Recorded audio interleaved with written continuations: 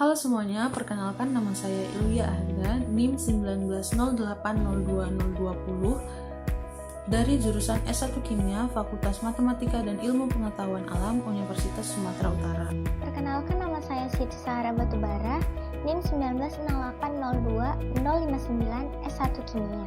Halo, nama saya Nurmia Hayati Siagian, NIM 190802-027. Perkenalkan nama saya Gloria Ginting, NIM 190802-084. Praktikan Praktikum Kimia Anorganik 1, Partner 7C. Nama saya Fitri Safarini, NIM 190802-040. Perkenalkan, nama saya Andra Wijayakusuma, saya S1 Kimia 2019. Zeolit sendiri pertama kali ditemukan oleh Fredrik Axel Karlsved, yaitu seorang mineralogi asal Swedia pada tahun 1756. Nah, kata zeolit sendiri berasal dari dua kata Yunani, yaitu zein yang berarti mendidih dan litos yang berarti batuan. Hal ini dikarenakan zeolit akan mendidih apabila dipanaskan. Tepatnya, apabila dipanaskan pada suhu 100 derajat Celcius, maka air-air yang terdapat pada rongga-rongga zeolit akan mendidih. Zeolit adalah mineral alumina silika yang tersusun atas tetrahedral alumina atau AlO4 5- dan silika atau SiO4 4- yang membentuk struktur bermuatan negatif dan berongga terbuka atau berpori. Berdasarkan proses pembentukannya, zeolit terbagi atas dua, yaitu zeolit alam dan zeolit sintetis. Sedangkan berdasarkan ukuran porinya, zeolit terbagi atas tiga, yaitu zeolit berpori kecil, zeolit berpori sedang, dan zeolit berpori besar. Nah, sekarang saya akan menjelaskan mengenai rumus umum zeolit. Rumus umum zeolit adalah mx/n AlO2x SiO2y dikali ZH2O, di mana mx/n adalah kation bermuatan, X adalah jumlah dari AlO2, Y adalah jumlah dari SiO2, dan biasanya Y ini lebih besar daripada X, sedangkan Z adalah jumlah dari H2O. Contohnya adalah zeolit natriolit yang memiliki rumus Na4 Al4 Si6 O20 dikali 4H2O. Di sini bisa kita lihat bahwa mx/n atau kation bermuatannya adalah 4, X-nya adalah 4, Y-nya adalah 6, dan Z-nya adalah 4. Zeolit umumnya memiliki struktur 3 dimensi yang tersusun atas tetrahedral alumina dan silika yang memiliki rongga-rongga di dalamnya dan berisi ion-ion logam alkali atau alkali tanah dan molekul air yang dapat bergerak bebas. Zeolit pada dasarnya memiliki 3 variasi struktur, yaitu struktur seperti rantai, struktur seperti lembaran, dan struktur seperti rangka. Secara garis besar, strukturnya terbentuk dari unit bangun primer yang berupa tetrahedral dan berubah menjadi unit bangun sekunder yang berupa polihedral dan akan berubah menjadi polihendra yang akan kemudian berubah menjadi unit struktur zeolit. Sekian penjelasan dari saya, selanjutnya akan dilanjutkan oleh teman saya. Terima kasih. Secara umum, zeolit itu terbagi menjadi dua. Yang pertama zeolit alam dan yang kedua zeolit sintetik. Dan yang pertama kali akan kita bahas yaitu zeolit alam. Zeolit alam merupakan kelompok mineral alumina silika yang terbentuk secara alami akibat adanya proses hidrotermal yang terjadi pada batuan beku basah. Zeolit alam ini biasanya terbentuk akibat adanya perubahan alam atau zeolitisasi dari batuan vulkanik.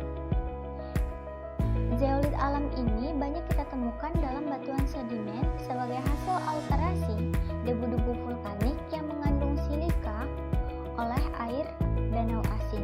Dalam proses sedimentasi, mineral-mineral lain seperti feldspar dan kuarsa juga ikut tercampur membentuk kompleks zeolit yang tidak teratur dan tidak seragam. Sedimentasi zeolit ini berlangsung secara terus-menerus pada dasar lautan. Kita akan membahas mengenai zeolit sintetik. Zeolit sintetik ini merupakan zeolit hasil rekayasa yang dibentuk dengan sedemikian rupa dengan tujuan untuk mendapatkan karakter zeolit yang lebih baik dibandingkan zeolit alam. Zeolit sintetik ini merupakan suatu senyawa kimia yang memiliki sifat fisika dan kimia yang sama dengan zeolit alam. Zeolit ini dibentuk dari bahan lain melalui proses sintetik untuk memperoleh zeolit dengan kemurnian yang lebih baik dibandingkan zeolit alam dengan komposisi perbandingan silika dengan alumina yang kita inginkan. Kemudian kita akan membahas mengenai perbedaan zeolit alam dengan zeolit sintetik. Yang pertama, zeolit sintetik ini memiliki kualitas yang lebih baik dibandingkan zeolit alam karena zeolit sintetik memiliki perbandingan silika dengan alumina 1:1, sedangkan zeolit alam memiliki perbandingan 5:1.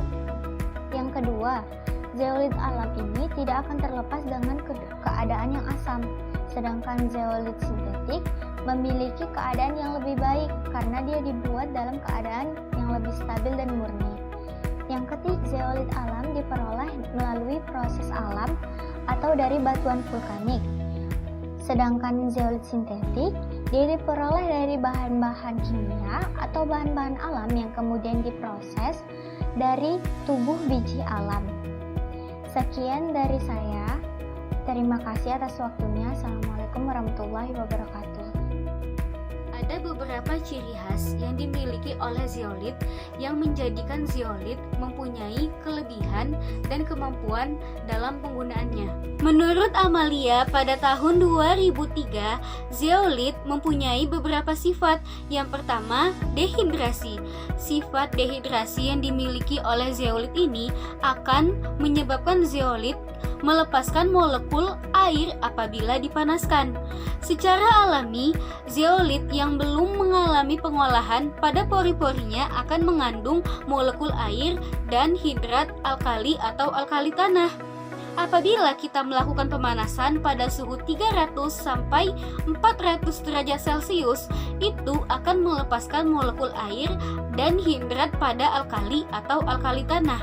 Nah, zeolit yang sudah mengalami pemanasan ini dinamakan zeolit terdehidrasi atau zeolit yang sudah mengalami kehilangan air. Yang kedua, sifat zeolit sebagai adsorben. Zeolit mempunyai struktur yang berongga, sehingga memungkinkan zeolit untuk menyerap sejumlah besar molekul yang mempunyai ukuran yang lebih kecil atau sama dengan ukuran rongga. Zeolit yang terdehidrasi merupakan adsorben yang efektif dan mempunyai tingkat selektivitas absorpsi yang tinggi. Salah satu contohnya adalah penghilangan kadar fenol yang terdapat dalam air. Fenol merupakan zat pengotor yang berbahaya serta beracun bagi manusia. Fenol dapat dihilangkan dengan cara melewatkan zeolit yang telah teraktivasi ke dalam air, sehingga zeolit dapat mengabsorpsi fenol dan mengurangi kadar fenol yang terkandung dalam air. Yang ketiga adalah sifat pertukaran ion. Nah, kation-kation yang ada pada pori-pori zeolit berfungsi untuk menetralkan muatan zeolit. Kation-kation ini dapat bergerak dengan bebas. Nah, karena dapat bergerak dengan bebas, maka dengan mudah terjadi pertukaran ion. Nah, mekanisme pertukaran ion ini bergantung kepada 3 hal. Yang pertama adalah jenis zeolit, yang kedua muatan, yang ketiga ukuran zeolit.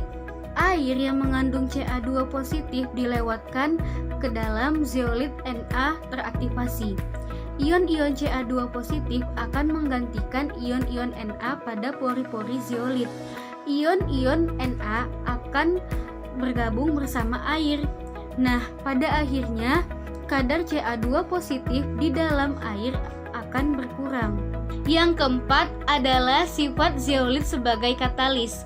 Sifat zeolit sebagai katalis didasarkan dengan adanya pusat-pusat aktif antar saluran yang ada di dalam zeolit. Pusat-pusat aktif ini terbentuk karena adanya gugus fungsi asam tipe Bronsted maupun Lewis. Pada umumnya, zeolit alam berbentuk bebatuan dengan ukuran yang sangat besar yang tidak mungkin dapat langsung kita gunakan. Zeolit alam juga mempunyai sejumlah zat pengotor yang dapat mengurangi atau mengganggu nilai, kemampuan, fungsi dari sifat-sifat khusus yang dimiliki zeolit alam. Salah satu sifat khusus dari zeolit alam ialah sifat dehidrasi dan sifat penyerapan. Untuk itu, agar zeolit alam dapat kita gunakan, maka zeolit alam harus kita olah melalui serangkaian proses, mulai dari pengecilan ukuran, sizing, granulasi, pemanasan, dan perlakuan secara kimia. Proses yang bertujuan agar zeolit alam dapat kita gunakan sesuai dengan aplikasinya, kita sebut dengan aktivasi. Aktivasi zeolit alam dapat kita lakukan secara fisika dan secara kimia. Yang pertama, aktivasi secara fisika. Aktivasi secara fisika dapat dilakukan dengan pemanasan di antara suhu 300 derajat Celcius sampai dengan 400 derajat Celcius dengan udara panas atau sistem vakum. Aktivasi secara fisika bertujuan untuk menghilangkan molekul air atau hidrat alkali. Proses pemanasan atau disebut dengan kalsinasi harus benar-benar terkontrol. Artinya, waktu dan suhu harus benar-benar terjaga. Karena apabila terjadi kelebihan pemanasan, maka struktur zeolit alam akan rusak. Yang kedua, aktivasi secara kimia. Aktivasi secara kimia dapat dilakukan dengan mencuci zeolit dengan menggunakan larutan asam anorganik, yaitu asam klorida, asam fluorida, dan asam sulfat. Larutan-larutan ini dapat menghilangkan oksida pengotor yang terdapat pada permukaan zeolit. Setelah bertahun-tahun, zeolit digunakan sebagai penukar kation, pelunak air, penyaring molekul, serta sebagai bahan pengering. Nah, selain itu juga telah digunakan sebagai katalis atau pengembang katalis. Nah, pada berbagai reaksi kimia. Nah, zeolit ini merupakan mineral alumina silikat terhidrat yang tersusun atas tetrahedral alumina dan silikat yang membentuk struktur bermuatan negatif dan berongga terbuka atau berpori. Muatan negatif pada kerangka zeolit dinetralkan oleh kation yang terikat lemah. Nah, selain kation, rongga zeolit juga terisi oleh molekul air yang berkoordinasi dengan kation. Nah, zeolit ini mempunyai 3 tipe katalis selektif bentuk. Yang pertama ada katalis selektif reaktan, yang dimana hanya molekul reaktan dengan ukuran tertentu yang dapat masuk ke dalam pori dan akan berisi di dalam pori juga. Yang kedua, katalis selektif produk, yaitu hanya produk yang berukuran tertentu yang dapat meninggalkan situs aktif dan berdifusi melewati saluran dan keluar sebagai produk. Dan yang ketiga, katalis selektif keadaan transisi. Nah, itu yaitu reaksi yang terjadi melibatkan transisi dengan dimensi yang terbatasi oleh ukuran pori. Sekian dari saya. Assalamualaikum warahmatullahi wabarakatuh. Di sini saya akan menjelaskan manfaat dari zeolit. Yang pertama, aplikasi adsorben. Aplikasi adsorben umum dan berfokus pada membersihkan molekul polar atau senyawa terpolitasi untuk proses pemurnian dan pemisahan massal pada proses penyaringan molekuler. Baru yang kedua, aplikasi katalis. Aplikasi katalis transformasi hidrokarbon oleh zeolit, pertukaran kation NH4 positif dan spesies multivalen zeolit yang mengalami peningkatan penggunaan untuk sintesis bahan. Baru yang ketiga, aplikasi pertukaran ion. Penggunaan utama dari zeolit sebagai pertukaran ion adalah untuk penggunaan air dalam industri deterjen dan penggunaan pengganti fosfat. Baik, assalamualaikum warahmatullahi wabarakatuh.